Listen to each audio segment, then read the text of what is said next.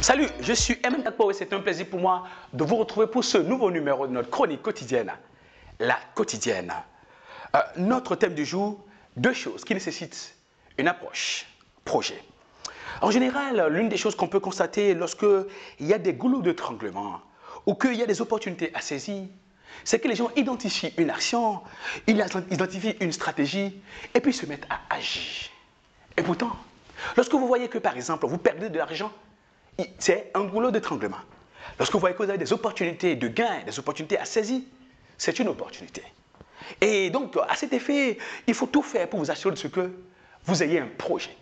Ça veut dire quoi un projet? On analyse l'existant. Et puis, on fait les hypothèses. Sur la base des hypothèses, on va élaborer des stratégies. Et puis ensuite, on va engager un projet pilote, une fois que toutes les actions ont été prévues, etc. Et puis, les actions qu'on sait comme étant pertinentes, on utilise le projet pilote pour les analyser, pour voir est-ce que ce que nous croyons pouvoir marcher, est-ce que ça a marché? Par exemple, vous voyez que la satisfaction client est en train de perdre la vitesse et que le taux de satisfaction client est inférieur à 90%, est inférieur à 80%, c'est un goulot d'étranglement.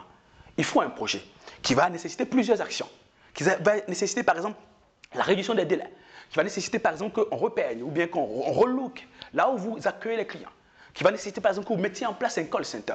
Mais il faut une approche projet pour ne pas aller dans tous les sens. On peut vouloir corriger quelque chose et créer de nouveaux désordres.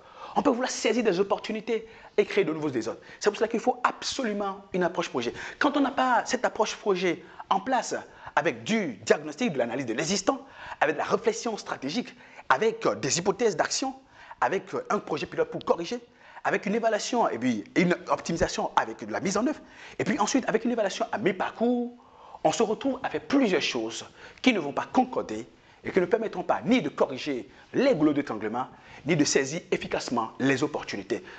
Obligez-vous à chaque fois qu'il y a une situation au sein de votre entreprise, mettez en place un projet.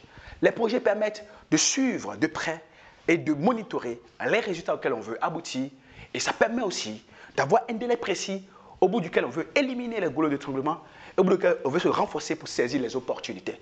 Et c'est en ayant cette approche-là concrète que vous obligez à engager des actions concrètes chaque jour qui ont été bien prévues dans le cadre d'un planning et d'un Gantt qui est bien prévu, et vous n'allez pas tirer dans tous les sens. Parce que quand on tire dans tous les sens, on n'a pas assez de gibier.